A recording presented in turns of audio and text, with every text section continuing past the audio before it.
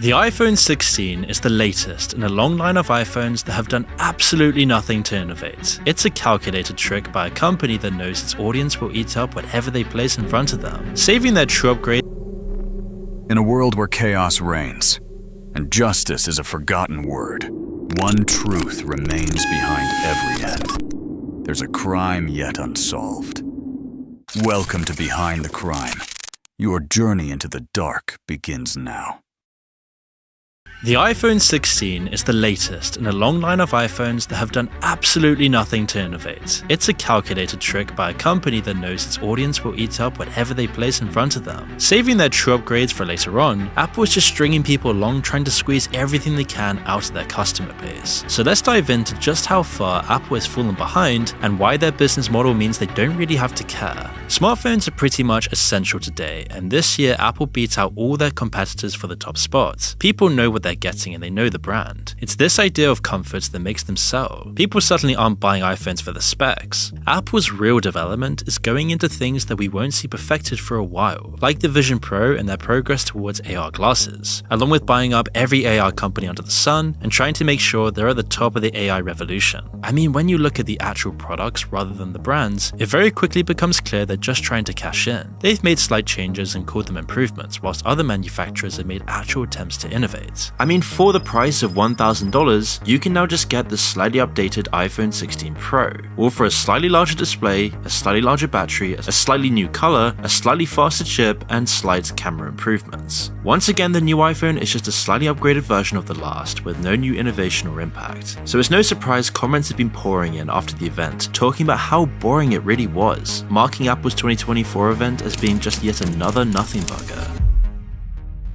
But before we continue, I want to tell you about War Thunder. War Thunder is the most comprehensive vehicle combat game ever made, and is available now for free on PC and consoles. In War Thunder, you can take command of over 2,500 tanks, planes, helicopters, and ships of 10 major nations, ranging from biplanes and armored cars of the 1920s to the fighter jets and main battle tanks of today. War Thunder offers intense combat with realistic graphics and sound effects that puts you in control of the most powerful war machines ever built. Join over 70 million players worldwide in epic PvP battles and experience the thrill of military history like never before. One of War Thunder's standout features is its sophisticated vehicle damage model. Every vehicle is intricately designed, down to its engines, fuel tanks, and crew, all susceptible to damage from enemy fire. Watch in awe as the X-ray view shows you exactly how a vehicle was destroyed, pinpointing the exact path of the shell and all the components affected.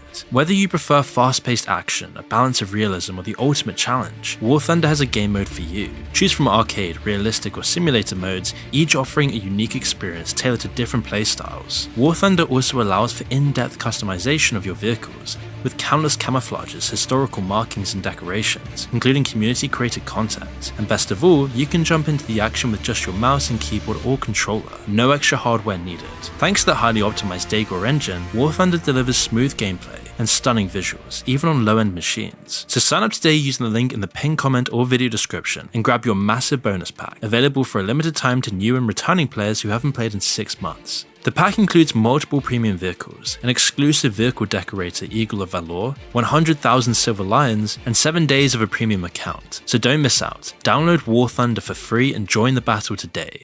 Companies like Samsung and Google have also both been working hard and trying to find the next big innovation. Both of them have now released their own versions of a folding phone. While some might think of this as a gimmick, the fact that Samsung are on their 6th version shows there's enough of a market for them. And the benefits do seem clear, as you're pretty much able to double the size of your screen without sacrificing being able to fit it in your pocket. Now there's still some work to do on making them thinner and more durable. For lots of people, the screens suddenly crack for no reason. Then there's the crease, which still gets in the way and keeps a lot of people from buying them. The price tag is probably the biggest problem though, which is the main reason most people won't pick one up. The Google Pixel sells for around $1,600 to $1,750, which is way too much for most people to spend on a phone. Apple has steered completely clear of this. With a premium, people are willing to pay for them. They could easily charge more than enough to make it worth their while. But with the problem still there, Apple hasn't wanted to risk staining their brand with a poor product. That's the draw of Apple, their entire brand. People trust them to deliver stable products. But as we've seen, there's a difference between stability and stagnation. stagnation. Apple's greatest trick has been how they've created the perfect way to drip feed their products to the masses. Planned obsolescence in tech is so common today, it's really hard to even find something that won't break after a couple of years. Apple's no different. In fact, they're the masters of it. They know most of their customers are on a 2 to 3 year cycle. They pretty much have to be. They need to buy a new phone once their current one just stops working, making them feel slick and high quality to disguise fatal flaws under the surface. They've been caught directly interfering to speed up this process before. In 2016, people got suspicious when their older iPhones started switching themselves off once they reached 30% battery. Apple said they fixed this in a software update, but it was all just smoke and mirrors. The updates fixed the bug, but they also forced the phones to work harder and eat up more power. Over time, it made them feel slower and drained their batteries even more. But I'm so sour on Apple because of what they did with the batteries.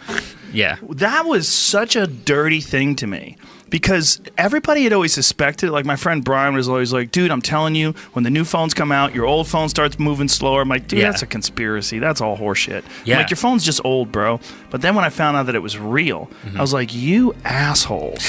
And It's to pretend. The problem was the way they didn't tell people. Often this is how it works because it keeps Apple out of the courts. When the phone slows down, people think it's just because it's old, not because it's being sapped out of its remaining lifespan. Then when they upgrade and the phone can handle new updates, the problem suddenly disappears and they get rewarded for buying another one. Today it's subtler, but not really any different. They're still up to the same tricks, in fact they've even gotten sneakier. People still have their phones suddenly die after a few years, showing that a high price doesn't always guarantee high quality. One way to get around planned obsolescence and forced upgrades is to switch out parts. If the battery starts dying or the screen loses its edge, you can easily just replace it. But over time, this has only gotten harder and harder to do. Today they use a mixture of custom seals, glues, and modular non-standard screws to hold the phone together. You actually used to be able to buy a kit online and do it yourself with a screwdriver and a pair of tweezers. Now you need to take it to a repair shop, a licensed one, or if you go to an official Apple store, it's even worse. People often have stories of taking their iPhone in for repairs, only to find out that it'll be much quicker and cheaper just to buy a new one instead, all because they've inflated the price so much. They try to stop people using third-party repair shops as well. If some iPhones detect replacement parts, they start blocking off features to try and get you to upgrade instead. Replacement batteries don't show their health in the settings, and the third-party screens can't use the tone feature that responds to light levels. They did recently announce that they'll actually be ending these practices, but it does seem a little too late. Apple is still a company that demands your loyalty and punishes you for buying any other products. The key is the iPhone. They've always focused on making it the most premium product on the market. As we've seen with the iPhone 16, it's not really true anymore, but it would take a lot more stagnation for their fans to wake up.